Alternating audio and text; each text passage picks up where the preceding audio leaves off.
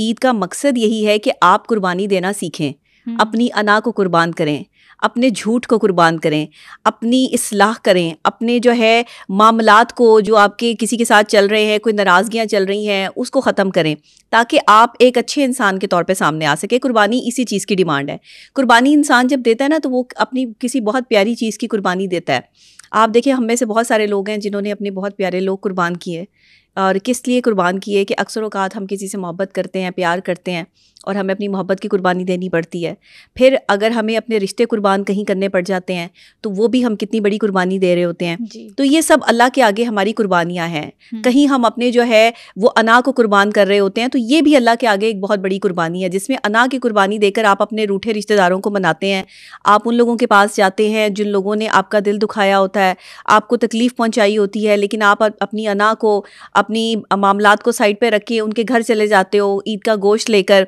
वो कहते हैं ना कि अगर साहिबे इल्म हो तो बताओ, अगर साहिबे इल्म हो तो बताओ, दीदारे यार ना हो तो ईद होती है। तो जब तक आपको जो है वो आपके दोस्त आपके पास ना हो, आपके देखें ज़िंदगी का कोई भरोसा नहीं है। ज़िंदगी में आने वाले लोग भी भरोसे के काबिल नहीं हैं। जब ज़िंदगी का ही भरोसा नहीं तो लोगों का आप कैसे भरोसा कर सकते हैं। लेकिन फिर भी हम अपने रिश्तेदारों पर, अपने दोस्त अहबाब पे भरोसा करते हैं।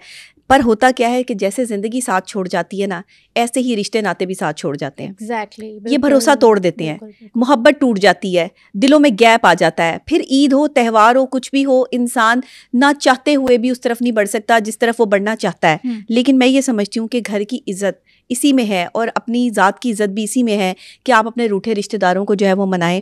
और जिस दिन आपको पता चल जाता है कि काम आपकी मर्ज़ी से नहीं होते, इंसान जितना मर्जी जोर लगा ले, आपकी मर्जी से कुछ नहीं होने वाला, मेरी मर्जी से कुछ नहीं होने वाला, जो कुछ होना है अल्लाह की मर्जी से होना है। तो अल्लाह ने क्या कहा है कि तुम्हारे लिए वो रिश्ते बेहतर हैं जो तुम्हारे साथ मुखलिस हैं।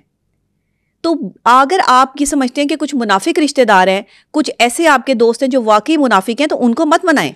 उनको तो आप ईद पर भी रहने दें। कोई जरूरत नहीं उनके घर जाने की, या कोई जरूरत नहीं, कीड़ा ही बनना है। वो उन्होंने, आप उन्हें मना भी लें तो उन्होंने आपकी जिंदगी में जो है वो तूफान है, बदतमीजी उठाना है। जो मुनाफिक है उसे तो माफ करने का हुक्म ही नहीं है। क्या फर्क पड़ता है हमें, हमारे पास कितना हुस्न है, क्या फ़र्क पड़ता है हमारे पास कितने दौलत, कितने लाख डॉलर हैं, कितने बंगले हैं, कितनी गाड़ियाँ हैं, कितना बैंक बैलेंस है, कितना बिजनेस है। खानी तो हमने 2 रोटियाँ ही हैं, सोना तो हमने बिस्तर पे ही है, और मर के जाना तो हमने जो है वो कब्र में ही है। मुझे आप एक बात बता दें कि बहुत अमीर तरीन आदमी आपने देखा हो कि मर के कब्र में ना गया हो, या बहुत अमीर तरीन आदमी देखा हो कि वो जो है वो रोटी ना खाता हो, या बहुत अमीर तरीन आदमी देखा हो जो बिस्तर पे ना सोता हो। गरीब आदमी भी बिस्तर पे सो रहा है, अमीर आदमी भी बिस्तर पे सो रहा है। फ़र्क सिर्फ इस तरह का है कि अमीर आदमी मखमल के बिस्तर पे सो रहा है और गरीब आदमी टाट के बिस्तर पे सो रहा है, एक सादी चादर पर सो रहा है। लेकिन ये फ़र्क सिर्फ तब तक है जब तक उस शख्स के पास पैसा नहीं है। जैसे ही उसने अपनी क्रेडिबिलिटी को इंक्रीज़ करने की कोशिश की, उसके पास पैसा आ गया। बहुत से रिश्तेदारों से हम इसलिए नहीं मिलते कि उनके पास पैसा नहीं है, वो गरीब हैं। वो अगर हमारे घर आएंगे तो वो उस तरह से जो है वो तोहफे तहाइफ नहीं ला सकते। उनकी क्रेडिबिलिटी को ख़राब करके हम अमीर रिश्तेदारों से मिलते हैं, जो आएंगे तो फ्रूट्स भी लेकर आएंगे, फूल भी लेकर आएंगे, गिफ्ट्स भी लेकर आएंगे बच्चों के लिए। हम उनसे मिलना चाहते हैं। लेकिन अमीर कभी आपके जनाजों में नहीं आते, अमीर रिश्तेदार कभी आपको कंधा नहीं देते। अमीर रिश्तेदार तो गाड़ियों में बैठते हैं और जनाजे के पीछे जो है वो कब्रिस्तान तक जाते हैं। गरीब आदमी, गरीब रिश्तेदार जो है वही कंधा देने आएगा, वही मुश्किल वक्त में आपका साथ देने आएगा। तो ये जो गरीब रिश्तेदार है ना आपके, इनको अपने साथ अटैच रखें। ये मुश्किल वक्त के साथी हैं, ये रिश्तेदार जिनको आप गुर्बत की वजह से छोड़ देते हैं। अगर वो नाराज़ हैं तो उनको जाके मनाएं, उनके घर गोश्त लेके जाएं, एक्स्ट्रा लेके जाएं। ये है कुर्बानी की ईद। कुर्बानी असल में अल्लाह हमें सिखा ये रहा है, हमें ये नहीं सिखाया जिसने कुर्बानी की है उसको भी जाके गोश्त दिया। और रिश्तेदारों में ये होना चाहिए कि अगर आपके घर में कुर्बानी हुई है और रिश्तेदारों के घर भी कुर्बानी हुई है, तो अगर आपने जैसे गाय की कुर्बानी की है या बकरों की कुर्बानी की है और उन्होंने जो है वो ऊँट की कुर्बानी की है या गाय की कुर्बानी की है, तो जो कुर्बानी का गोश्त उनके पास ऑलरेडी मौजूद है वो गोश्त उन तक ना पहुँचाएं। जो उन्होंने जानवर नहीं किया उसका गोश्त उन तक पहुंचाएं।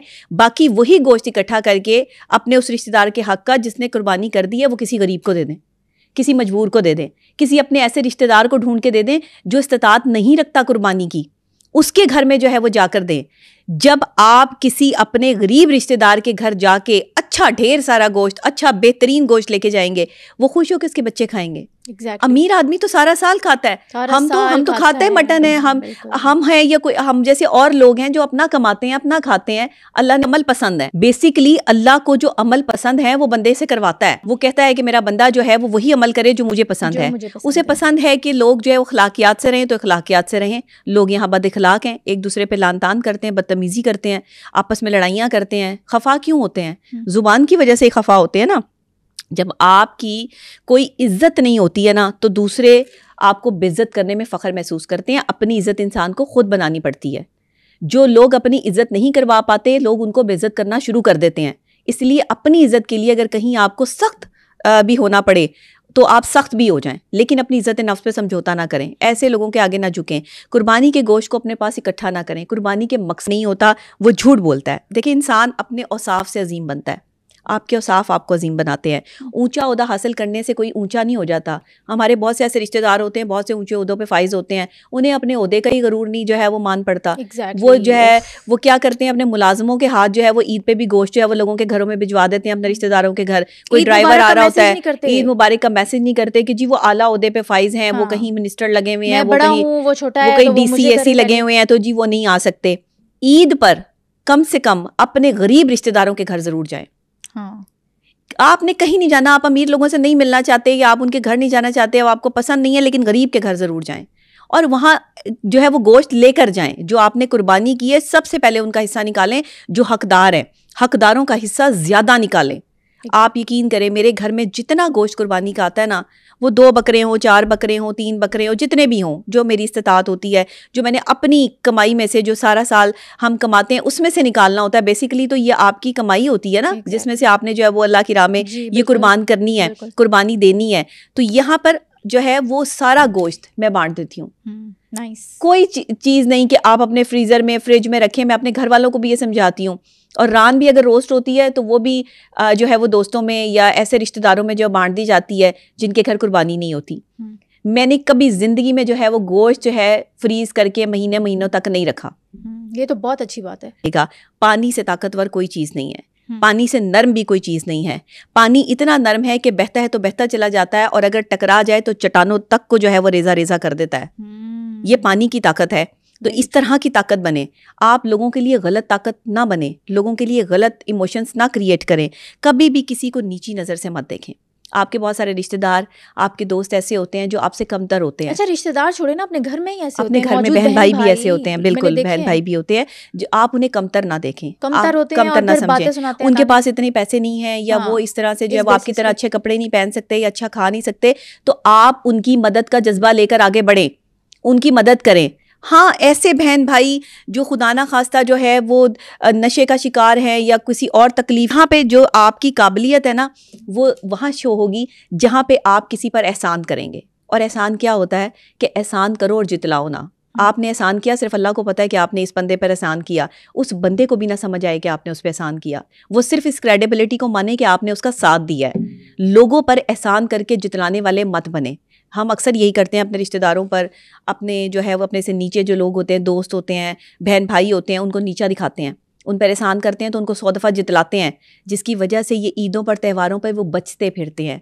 वो कहते हैं कि हमारी उस बंदे से नज़र ना मिले, हमारे भाई से या बहन से या हमारे रिश्तेदारों से जिसने हमारी तजलील की हुई है। यकीन करें कि कब फिर कोई बात ना कर दे। अपने बच्चों को जो है वो बताते हैं। मैं कहती हूँ कि 2 चीज़ें अपने अंदर पैदा कर लें, एक चुप रहना और एक माफ़ करना। 2 चीज़ें इंसान को कामयाब कर देती हैं। बहुत सारी जगहों पे हमें चुप करना पड़ता है, बहुत सारी जगहों पे हमें माफ़ करना पड़ता है। अगर आप माफ़ करने का हौसला नहीं करेंगे, आप माफ़ नहीं करेंगे, क्योंकि चुप रहने से बड़ा कोई जवाब ही नहीं है। आप किसी की बदतमीजी का जवाब चुप रह के दे रहे हैं, इससे बड़ी और क्या बात होगी? आपकी क्या शान होगी? आपकी कमजोरी नहीं शायद होते हैं ना, वो ये समझते हैं कि शायद ये हमसे डर गई है या डर गया है, इस वजह से चुप हो गई, इसके अंदर इतनी ताकत ही नहीं है, इसके पास इतनी अथॉरिटी नहीं है। अच्छा देखें, अगर हम अल्लाह के अहकाम की बात करें तो वहाँ तो माफ़ करने का हुक्म आया और खामोश रहने की बात आई है। बाकी कोई आपको क्या समझ रहा है, क्या नहीं समझ रहा, अब ये ज़ाहिर है माशरती तौर पर हमें देखना पड़ता है।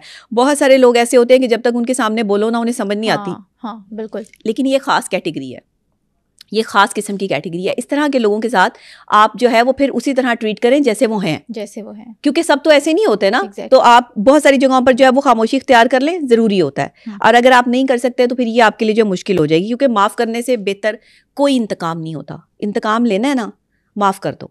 और फिर कभी पलट के ना देखो उस शख्स की तरफ। जिसे माफ कर दो उसको फिर अपनी महफिल में मत बिठाओ। ये नहीं होता माफ करने का मतलब कि फिर जाके उनके जो है वो महफिलों में बैठ जाओ, फिर उनको जो है बस माफ कर दिया दिल हल्का हो गया, आप डिप्रेशन और स्ट्रेस से आजाद हो गए। ये आपने करना है। ईद का दिन है, त्यौहार का दिन है, आप अपने किरदार को देखते हैं कि अगर आपका किरदार जो है वो दूसरे आपके रिश्तेदारों से बेहतर है, अच्छा है, तो अपने किरदार को जो है उसके चर्चे ना करें, किरदार के चर्चे ना करो, बल्कि अपने किरदार से साबित करो कि आप अच्छे हो। देखें, फिक्र में रहोगे तो खुद जलोगे, फिक्र में रहोगे तो खुद जलोगे, बेफिक्र रहोगे तो दुनिया जलेगी। हाँ, क्या बात है।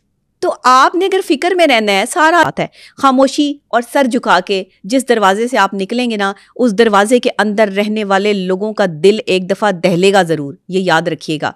ये साइकोलॉजिकली मैं आपको बता रही हूँ, लेकिन अगर आप उसको जवाब दे के वहाँ से आएंगे ना, तो फिर वो आपके जाने के बाद जो है वो आपके बारे में नहीं सोचेगा। जिस बदतमीज़ रिश्तेदार या बदतमीज़ दोस्त या बदतमीज़ अहबाब के घर आप गए हैं और उसने आगे से आपके साथ बदतमीज़ी की है, खामोशी इख्तियार कर लें, क्योंकि ईद का दिन है, त्यौहार का दिन है, लड़ना नहीं है, ना ही कोई जो है वो इस तरह की आपने जो है वो बात करनी है। बस आपने क्या करना है कि सिंपली आपने पूरे यकीन के साथ अपने सर को झुका के, अपनी नज़रों को नीचा करके, गोश्त का शॉपिंग बैग वहीं छोड़ के आपने आ जाना है। और अगर वो फिर भी आपका गोश्त लेने से इनकार कर दें, तो फिर आप वो गोश्त का शॉपिंग बैग जो है वो किसी गरीब को दे दें। आपकी कुर्बानी, आपका इखलाक और आपकी नीयत आपके साथ थी। अब उस बंदे ने जो किया वो अल्लाह की बारगाह में लिखा गया है। आपने अपना फ़र्ज़ अदा कर दिया, आपके जिस रिश्तेदार ने आपके साथ बदतमीज़ी की और आपको तकलीफ़ दी, वो फिर अपना देनदार खुद है, वो अल्लाह के आगे जवाबदेह खुद है। तो ये रिश्ते ख़त्म होने से पहले जो है वो रिश्तों को संभाल लें। रिश्ते ख़त्म करना बड़ा आसान काम है, रिश्ते जोड़ के रखना वो जो है वो बड़ा मुश्किल काम है, इसको निभाना पड़ता है बेसिकली। तो इन चीज़ों का ज़रा ध्यान रखें। बाकी आप तोहफे तहाइफ लेके जाएं अपने। देखिए, फासले ईगो से ही होते हैं ना। जब आप अपनी अना पर काम कर रहे होते हो, अना के साथ चल रहे होते हो, तो रिश्ते दूर होते चले जाते हैं। अना वाले के साथ कौन चलना चाहता है? अना वाला बंदा तो जो है वो अल्लाह को पसंद नहीं है। अना किस चीज़ की अकड़, मट्टी से बना हुआ इंसान है, अकड़ किस चीज़ की है, तकब्बुर किस चीज़ का है? अल्लाह ने कोई मुकाम दे दिया तो ये तो अल्लाह की शान है, इसमें आपका तो कोई मामला नहीं है। आप इतने ही जो है वो सुपीरियर थे या इतने ही सुपर पावर थे, तो पहले क्यों नहीं बन गए? अल्लाह की नज़र में सबसे मोतबर कुर्बानी उस शख्स की है जिसने ईमान की ताकत के साथ, किरदार की ताकत के साथ और इस यकीन की ताकत के साथ कुर्बानी की है कि ये गोश्त उसने गरीब और मुस्तहिक लोगों में बांटना है। जिसने इस नीयत के साथ कुर्बानी की है, कुर्बानी उसकी कबूल है। बड़े बैल ले लेना, बड़े बकरे ले लेना, बहुत सारे पैसे उन पे खर्च कर देना, ये अल्लाह की, आपको अल्लाह ने इस्तिताअत दिया, आपको अल्लाह ने पैसा दिया, आप करें, अच्छी बात है। मैं नहीं कहती कि ना करें या आप ये कोई शोबाजी कर रहे हैं। अल्लाह ने जिनको पैसा दिया है वो अपने पैसे से जो है वो ख़रीदें और लोगों में बांटें, लेकिन अपने फ्रीज़र और फ्रिज ना भरें। क्योंकि आप तो, आपका कोई पड़ोसी या आपका कोई गरीब रिश्तेदार जिसके घर में गोश्त नहीं गया, वो भूखा है। हम जब छोटे होते थे ना, तो क्योंकि हम कुर्बानी तो नहीं कर सकते थे, मेरे वाले साहब नहीं थे, तो मैं हमेशा से जो है वो अल्लाह से दुआ करती थी कि या अल्लाह मुझे इस काबिल बनाएं कि मैं कुर्बानी कर सकूं। और मैं घर में सबसे बड़ी थी। अच्छा। तो मेरी ये ख्वाहिश होती थी कि मैं अपने पैसों की कुर्बानी करूं। तो मेरे जैसे और बहुत सारे बच्चे जो ये सोच रखते हैं, ये मैं इसलिए ये कहानी रिपीट कर रही हूँ ताकि वो बच्चे जो इस टाइम ये पॉडकास्ट देख रहे हैं या वो नौजवान जो इस टाइम पॉडकास्ट देख रहे हैं, कुर्बानी नहीं कर सकते, इस्तिताअत नहीं रख सकते, वो इस बात को समझें कि मैं इस चीज़ से गुजर चुकी हूँ। मैं नहीं खरीद सकती थी, मेरे वाले साहब नहीं थे, घर में कोई बड़ा भाई नहीं था, किसकी कमाई से बकरा आता या कहाँ से आता। मैं अल्लाह से दुआ ये करती थी। अच्छा, मैं बिल्कुल इस चीज़ से वो नहीं थी कि मेरे रिश्तेदारों के घर में कुर्बानी हो रही है। जब वो हमारे घर में गोश्त भेजा करते थे ना बचपन में, तो मैं जो है वो उसमें से अगर वो कोई गोश्त अच्छा नहीं होता था, कुछ नहीं होता था, तो मैं वो सारा गोश्त जो है वो इकट्ठा करके ना साइड पे, और उसमें से भी शॉपर बना लिया करती थी। अच्छा, गरीबों को बांटने के लिए। और काफ़ी ईदों पर ऐसा भी हुआ कि कहीं से कोई गोश्त नहीं आया। अच्छा। और हमने जो है वो बगैर गोश्त के ही ईद गुजारी। ये सारे हालात हम देख चुके हैं, मैं देख चुकी हूँ अपनी लाइफ में। हमने कुर्बानी नहीं की और इतने पैसे नहीं थे कि कुर्बानी की जा सकती। ये बचपन की बात बता रही हूँ आपको कि जब छोटी थी। उसके बाद जो है वो बहन भाई जो है वो दूसरों का बकरा देखते थे साइड पे, वो छोटे थे तो वो देखते थे, तो वो कहते थे कि भाई बकरा हमने खिलाना है, ये करना है, वो करना है। अब मैं आज तक, मुझे अपने बहुत से रिश्तेदारों से बड़ी शिकायत है, क्योंकि जब बच्चे यतीम होते हैं ना, जब आप यतीमों के सर पे हाथ ना रख सकें, तो जब वो कुछ बन जाए ना, तो आपका फिर उनके मामले में जो है वो आना नहीं बनता और ना ही उनका आपसे जो है वो मिलना बनता है। जिसने आपका दिल दुखाया हो ना, जिन्होंने आपको उस वक्त में जो है वो टॉर्चर दिया हो, जिस वक्त में आपके साथ कोई नहीं खड़ा था और आप अकेले थे और अल्लाह की ज़ात आपके साथ खड़ी थी, ये चीज़ें जो है ना वो बस माफ़ कर दें आप उनको। लेकिन उन्हें अपनी ज़िंदगी से निकाल दें। मैं हमेशा क्या कहती हूँ कि अपने ही अजियत देते हैं, बाहर वाले अजियत नहीं देते। बाकी में हमारे रिश्तेदार बहुत अच्छे भी हैं, लोगों ने बड़ा जो है वो साथ भी दिया, लेकिन मेरी वालदा वाहिद बंदी थी जिन्होंने अकेले बच्चों को पाला, और वो जो है वो हमेशा कहती थी हम कुर्बानी करेंगे, इंशाल्लाह हम कुर्बानी करेंगे। और मैंने पहली कुर्बानी कब की कि जब मैं जो है वो 2012 में, अच्छा 2012 में जब मेरी पहली जॉब लगी। क्या बात। और जो है वो मैंने जब पहला प्रोग्राम जो है वो होस्ट किया, उससे मुझे जो पैसे आए वो मैं थोड़े थोड़े जो है वो जमा करती थी, महीने के जो है वो पैसे जमा करके उसमें रखती थी। इसीलिए मैं आपको बता रही हूँ कि जो लोग कुर्बानी नहीं कर सकते वो ऐसे कर सकते हैं, तो परेशान नहीं होना। देखें मैंने कभी हिम्मत नहीं हारी। हाँ। मैंने हमेशा बड़ी डिटर्मिनेशन से मुकाबला किया चीज़ों का, लोगों का। मैं इन चीज़ों से जो है वो गुजरी हूँ। मुझ जैसे बच्चे बहुत कम होते हैं जो अपने बचपन में ही इन तकलीफ़ात और परेशानियों को देखते हैं, लेकिन हिम्मत नहीं हारनी। आपने ऐसा ही बनना है जैसे एक डॉक्टर नबीहा अली खान है, जितनी डिटर्मिनेंट है। अगर आपने हिम्मत हार दी तो फिर आपने ये सोच लिया हम तो गरीब हैं, हमारे पास तो पैसे नहीं, हम तो कुर्बानी नहीं कर सकते, तो नहीं कर सकते तो एक दिन कर लेंगे। हाँ, कोई बात नहीं। आप जो है आपने कोई नहीं, आपको किसी घर से गोश्त आ रहा है तो आप मोस्ट वेलकम, एक्सेप्ट करें, कोई टेंशन नहीं। अगर आपने कुर्बानी नहीं की है तो आपने इसको अपनी कोई कमज़ोरी नहीं समझना। मैंने आज तक इस बात को अपनी कमज़ोरी नहीं समझा। फिर 2012 से लेके अब तक अल्लाह ने मुझे इस काबिल किया कि मैं कुर्बानी करती हूँ, और तब से अहद कर लिया था कि जो गोश्त आएगा वो ज़्यादा से ज़्यादा गरीबों में बटेगा। अपने लिए उसको रखने बड़ा काम है कि जब ना हो तो कैसी फीलिंग आज देखिए ना, आज अल्लाह ने जो है वो इतनी इज्जत दी, इतनी शोहरत दी, पैसा भी दिया कि जब चाहे जिस मर्जी रेस्टोरेंट में जाके खाना खा सकते हैं, मटन खा सकते हैं, चीज़ें खा सकते हैं। तो जो नहीं खा सकते उनका क्या। तो फिर इस वजह से जो है वो उनका सोचना ज़रूरी है। कभी ये वक्त मुझ पर भी था तो नहीं खा सकते थे, उस वक्त क्या था, लेकिन फिर भी मेरी वालदा ने बड़ी मेहनत करके हमें हर चीज़ खिलाई पिलाई, अच्छे कपड़े पहनाए। तो ये एक माँ की बड़ी क्रेडिबिलिटी होती है। माँ बाप का फ़र्ज़ अदा कर सकती है, लेकिन बाप माँ नहीं बन सकता। बिल्कुल बिल्कुल सही कहा। ये ज़रूरी चीज़ें हैं। हाँ, तो अगर आपके कोई ऐसे रिश्तेदार है जो बेवा है, यतीम बच्चे हैं, जिनके सर पे वालिद का साया नहीं है, उनको आपने ये साहस नहीं दिलाना कि आप उनके घर गोश्त लेके जा रहे हो, जी आपने बहुत कोई कमाल कर दिया है या कोई हमदर्दी। आप उन्हें कहो बेटा ये आपका हक है, मैं आपके लिए अच्छा बेहतरीन गोश्त लेके आया हूँ, ये आपने जो है वो खाना है। ऐसे लोगों को डिग्रेड करना छोड़ दें, ना करें ऐसी हरकतें और ना करें ऐसी चीज़ें। मुझे नहीं बिल्कुल जो है वो अच्छी लगती। हमारी छोटी छोटी गलतियों को हाईलाइट करके हमें कसूरवार तो ठहरा दिया जाता है, लेकिन हमारी अच्छाइयों पर जो है वो नज़रसानी नहीं की जाती। एक इंसान सारी ज़िंदगी अच्छाई करता है तो उसकी अच्छाई पर एक बुराई जो है वो पर्दा डाल सकती है। पॉसिबल कैसे हो सकता है? एक बंदा जो मुस्तकिल तौर पर अच्छा ही कर रहा है किसी के लिए और अच्छाई में ही मुलव्विस है, उसने कभी गलत नहीं किया, अचानक उससे कोई गलती हो जाती है, तो क्या उसकी क्रेडिबिलिटी पर आप इतना बड़ा छापा और ठप्पा लगा देंगे कि ये बंदा है ही गलत? आपको कैसे पता है? आप ये तयन नहीं कर सकते कि कोई गलत है या सही है। अल्लाह की बारगाह में कौन क्या है ये आपको क्या पता? और मुझे पता है कि आज कुर्बानी की ईद का जो असल मकसद है वो हम समझाने में कामयाब हो चुके हैं लोगों को। और बहुत से हमारे लोग जो ऐसे हैं जो आज का पॉडकास्ट देख के अगर रूठे रिश्तेदारों को मना लेंगे तो ये सवाब आपको और मुझे मिलेगा। और बहुत से ऐसे